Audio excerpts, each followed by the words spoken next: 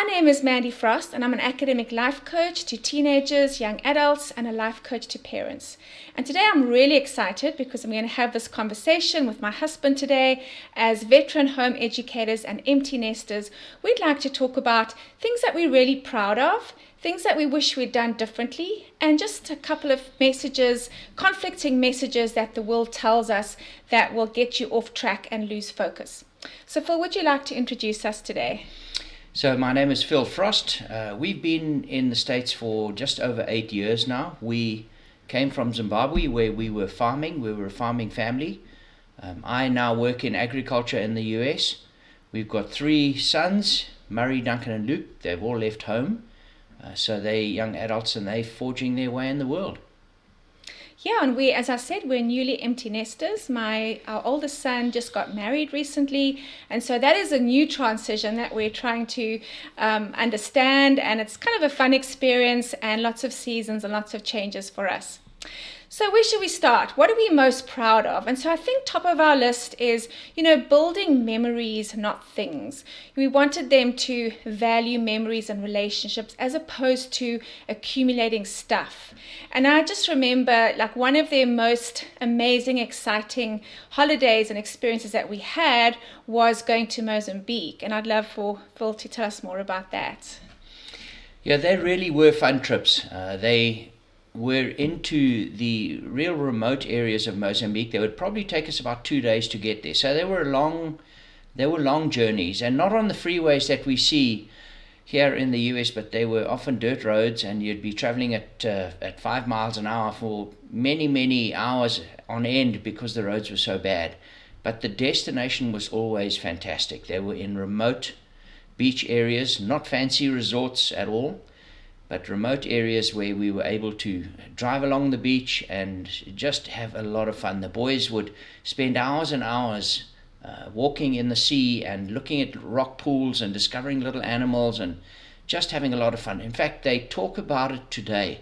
If you ask our boys now what they would love to do, a Mozambique holiday is still number one. So we really enjoyed these remote, very rural holidays in Mozambique. They were great fun. Yeah, and I think one of the great memories I have as well as a homeschool parent is I used to take my when we learnt about sea animals and sea creatures, I used to take the biology books and we'd be finding out all these sea urchins and these, they would be so interested. And so you could be, it was, the world was our learning place. That was our, hands-on learning. And that's what I loved about home education and just all these experiences and what they learned about themselves, what they learned about the environment, what they learned about other people, different cultures. And so when we came to America, one of the other cool things that we did, unfortunately Phil had to work, he didn't come with us, was we went on an out west trip when we lived on the East Coast with 2 other homeschool families. And so we hired a big 15-seater van, bus, whatever you call it, and we toured for 3 weeks from the East Coast all the way to the West Coast as far as Yellowstone National Park. We went to Durango, and we went to the Badlands. We must have visited about 5 or 6 different national parks. And one of the cool experiences that we had as well was being able to go to our first rodeo, and that was a really cool experience. And so if you can just give your kids some experiences, get out the state, do some really cool things and just building those memories. We're really proud of, building those memories and having relationships. That was really a great experience. One of the other things that we did was we taught our boys practical things. We focused on practical things, and 2 particular areas where we got involved as the men of the house was fixing our cars. And if we had work to do on the home, we did it ourselves as well. So firstly, fixing cars. I have always fixed my cars to a degree, unless it got really technical, but we worked on our cars. One of the experiences we had was changing the timing belt of our minivan. I'd never done this before, and we went and had a look, as all 3 boys did. With the 3 boys, we had a look on the internet how to do it, what tools we needed, what we had to do step by step. I went and I bought the tools, saved thousands of dollars, and the 3 boys and I, we changed the timing belt in our car. It's still going, by the way, so successfully done. We also used to regularly change our brake pads, So saving a lot of money and teaching our boys practical things of how to look after your cars and the equipment that you do have. Really good experience for all of us. Another experience was we had a house in Ithaca, New York when we lived there for a while, and we renovated the basement, completely tore out what was there. It was very dark old wood, and we did all of the drywalling. We made a separate bedroom downstairs, so we did a lot of drywalling and work on the basement, and the boys were involved in that, sometimes a little bit grudgingly because we had long days and it was all new. We leaned on a couple of families who were very good at doing woodwork and so on, so we learned a lot as a family together. So again, doing practical things was really an important part of our learning experience. Yeah, and I just remember, coming back to the cars, Luke, our youngest, phoned actually yesterday. He called Phil, dad, and wanted to ask about, he was helping a guy buy a car, because one of the things that Phil always taught them was what to look for when you're buying a car. And so I said, hey dad, I need your advice. And he was talking about the engine, and you were giving him advice. So it was really cool that he was able to take his knowledge, to help somebody else, but also to come back and just check with his dad. And so that was really cool to experience that this week. The other thing that we wanted to teach them was to work to learn, not always work to earn. And so it's really about learning. And often they need to be learning first before they're earning. And, we encourage them to be entrepreneurs. My youngest son has his own online website building business, and he had to offer his services for free in the beginning because he was learning, and it was really hard to watch. He'd spend hours and hours on these websites, and, we would just be charging a very small amount, but it wasn't about the earning, it was about the learning. And our oldest son as well, he had his own online film business and editing business, and so it was really good. We wanted to encourage them to do those things that they enjoyed doing. But if you have a teenager and they have even a part-time job, a grocery job, get them to not always focus on the salary. Get them to focus on what can they learn while they go there, how they can go the extra mile. Learn about other departments and what those people are doing in their departments. Get them interested in how things work. And it just also helps them with all these experiences of what I don't want to do, which is also an important thing. Yeah, and another thing that was tied to work and working to learn and earn was the issue of debit and credit. So never go into debt. One of the things that we really think is important is living within our means. So don't get into debt unnecessarily. Obviously, there are things in life that do require that, a mortgage, for instance. But on many other things, the intention is to not get into debt. Debt is very, very expensive. And so learning to live within your means was a really good thing. Building a credit score, having a credit card so that you can pay it off regularly, pay it off on time, pay it off prior to the penalties, so that you can live within your means and build a good credit score. So that was an important part of our lives as well. Yeah, and I think just adding to that was they also find when they're paying every month the full amount, because we said, don't spend money that you don't have. They're also earning rewards. And so that's also good for them to see that. Yeah, and tied to that was the difference between needs and wants, right? So we often heard the request, oh, I need that. And my response was often, no, you need to breathe, you don't need that. So there's a difference between needs and wants. And if the boys thought that they needed something that was beyond the normal, if they wanted designer clothes, then they had to pay for that themselves. They didn't need designer clothes, they wanted them. So there's a difference between needs and wants that we really stressed with our boys as well, and they've learned that quite well. And I think just teaching them to work hard takes hard work to earn nice things. And having that delayed gratification is really important, because this helps them with financial maturity later on. And you've got to be careful of an entitlement mentality. And so just, not giving your kids everything they need or want, letting them wait, or letting them just contribute a little bit towards it. We got our boys, they had to buy their own phones and their own computers, and get them to contribute so they understand the value of things.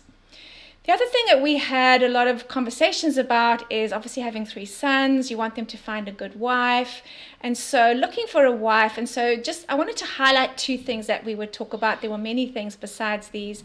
But obviously having the same beliefs, the same value system, the same worldview, loving the Lord. That was obviously a very important factor to look for when you're looking for a wife. And the other thing is just having a wife that has the ability to create more peace. To unite and not divide, keeping families together in healthy relationships, because one of the important things is we want our sons to get on with each other. We want them to have good relationships, and we want the sister-in-laws to also get on with each other, and the brothers as well. And so being able to, when they don't always get on, being able to have a wife that can be on the same page with regards to that and relationships, being able to resolve conflict in a mature way is really important for them. And from the men's point of view, from their point of view, a really important factor is for them to be men of integrity. It's something we've spoken about for many, many years, that they must be men of integrity. Who they are in front of people is who they are when people are not watching. Their yes must be yes, and their no must be no, and it must be clear. They must be trusted by people, and that is something that'll carry them through life, no matter what skills they have, no matter what job they have. Being men of integrity forms the foundation for the way that men get through life, and the way that they will be trusted and rewarded accordingly. So being men of integrity was a very important part of our training and our discussions.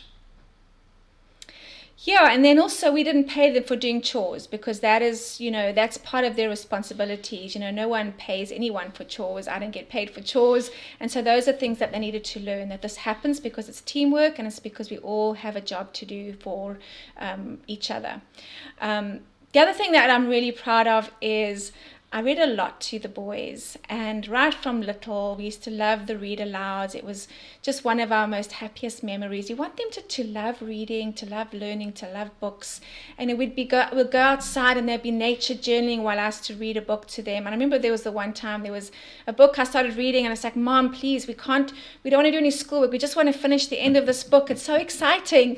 And so we'd do the whole week. I'd just be reading this book to them, and it was just such an amazing, and they have such wonderful memories with reading together. Or they'd be playing with their Legos while I'd read aloud, or would be going on long car trips, to Mozambique or South Africa.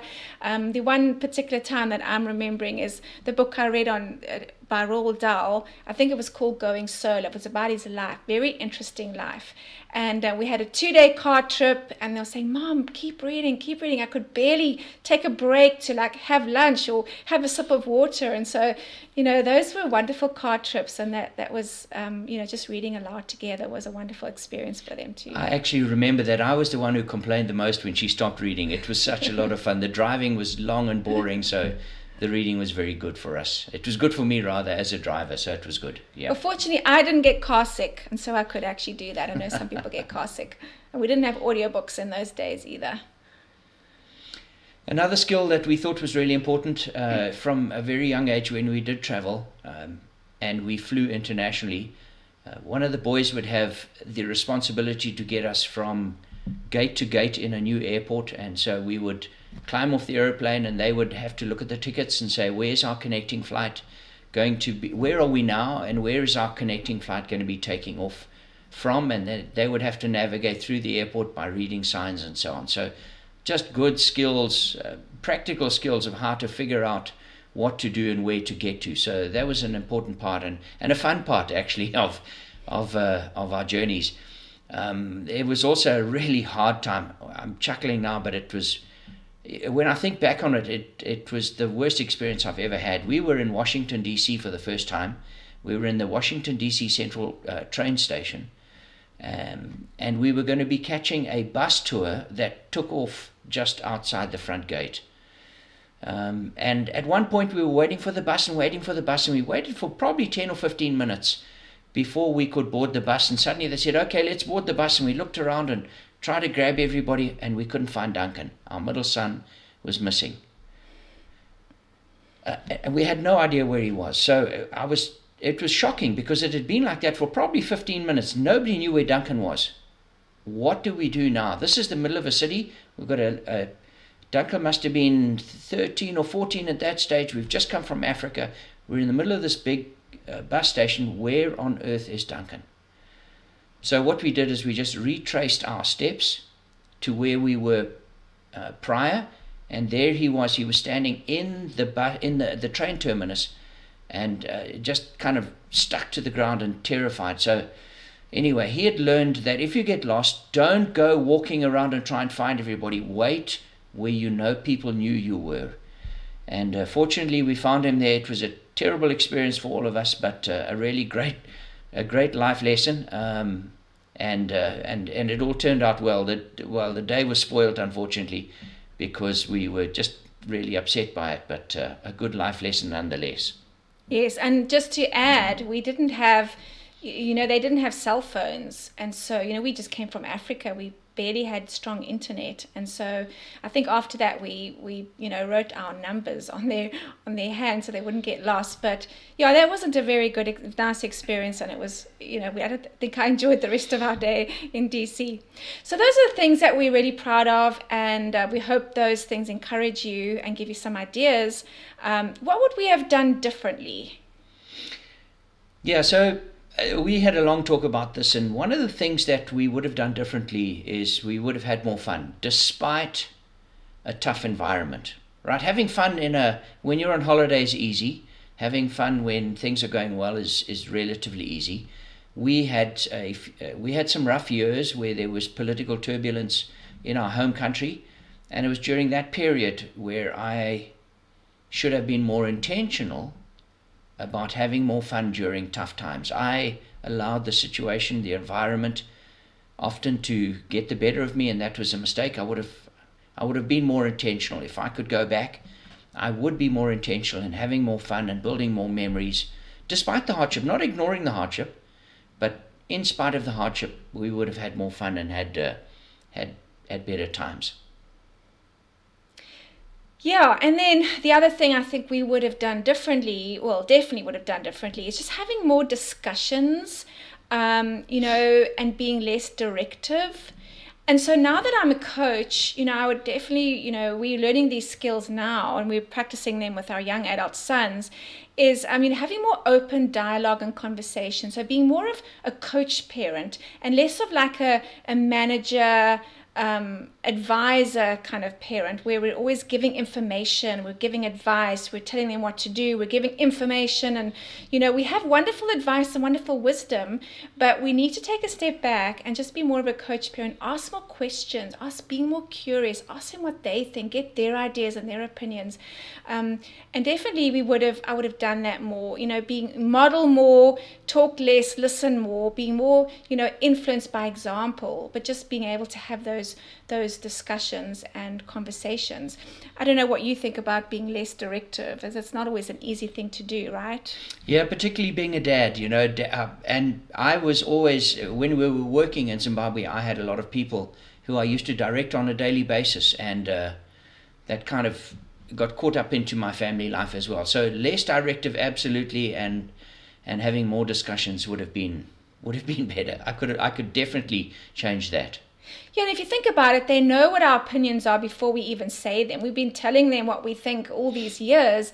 We need to just let them figure out their own solutions, find their, to their problems, and not come and rescue them. And, and even if it means they make a bad decision, let them do that. Let them learn through those just challenges and those difficulties, because that's when they learn the most. That's when they're learning their real life lessons. And if we can let them learn those lessons now in a safe environment, I think that would really help them to have more of a growth mindset as they're growing up and making those big adult decisions. And so that would be definitely helping them to know that they're capable and that they can be creative and think of their own ideas. Okay, so what conflicting messages do we need to be careful of in the world? So something that I've really noticed and that I think dominates a lot of our lives at this stage is the issue of rights as opposed to responsibilities. A message that we often hear is my rights here or my rights there or my rights in everything, and very little of what are your responsibilities. And for me, I think that's a very important thing.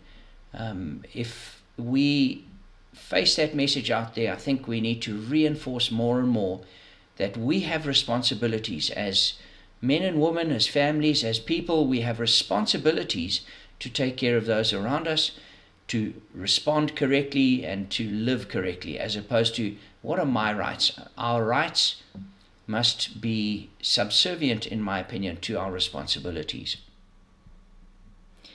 Yeah, and then the other thing that we were hearing a lot when we came to America, which was unusual, is that everyone's a winner. And everyone gets a prize just for showing up. And, I think this idea is creating entitlement, young adults who think that they don't need to take much effort, to actually get a reward. And so we need to be careful of that. And, and I know the boys noticed this a lot because, being in some of the clubs that they were in, they'd get this prize and this award and say, Mom, I don't quite know why we got this. Like, what did we do to get this? And, that was kind of very, unusual for us. And so we have to be careful of that. That it does take hard work to be successful. And then what happens is kids, when they leave home, they think, well, they're going to go to the top positions and it's not going to take much work or much effort. And so that's something to be aware of. The other thing that I'm seeing a lot as well is we're living in a one-size-fits-all society. And you need to be a certain way, particularly when it comes to home education, is, your child needs to be doing reading by this age or XYZ by that age. And I had to also, when I was bringing up my children, I have two who have learning difficulties.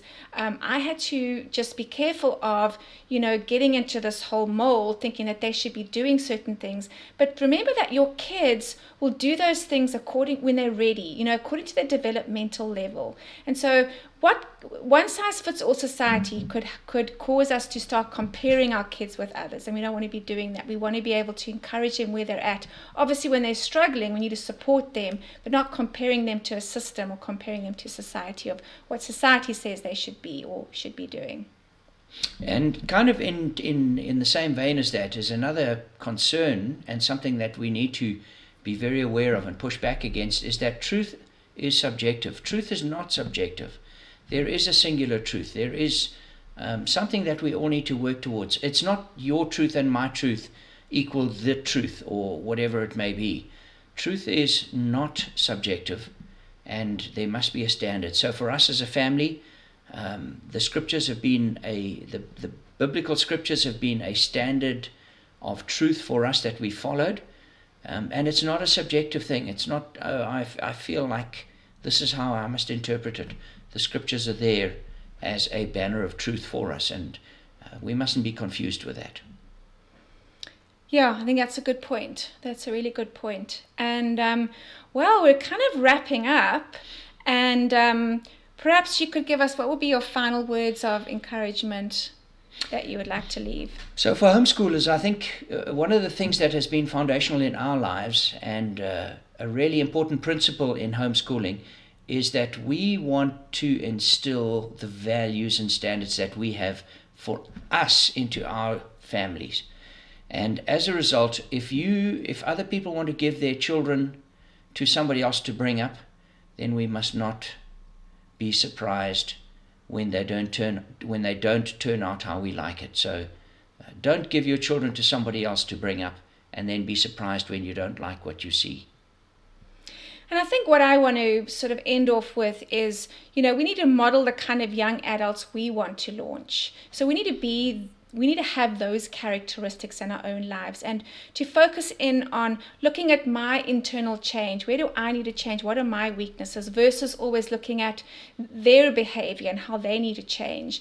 And so, things like modeling things like, asking for forgiveness, being humble, about where we've gone wrong, and just kind of, being those role models is really important, more so than trying to change our kids, because we can't change our kids. We're not in control of that. We're only in control of who we can be, being those parent influencers.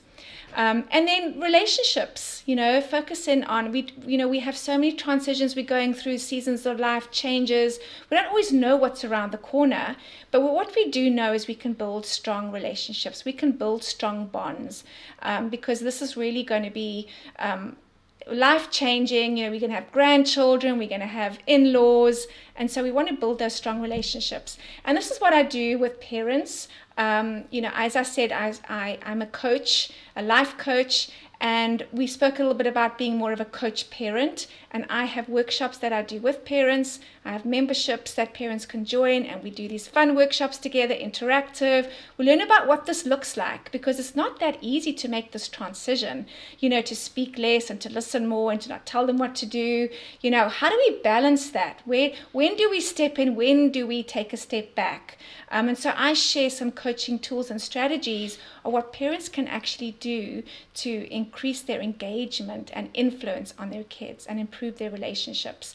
And then the other thing I do is coaching teenagers and students. I do either individual or group coaching, and I have a wonderful 15-week curriculum called the GO program, and that is helping them with executive function skills, but also helping them with the things that hold them back, how they see themselves, their limiting beliefs, and so that is, and if you're interested, I have if private homeschool parents who have homeschool co-ops, if you organize your own class of 8 students, you get a 50% discount on that. That's obviously, spaces are limited depending on the availability.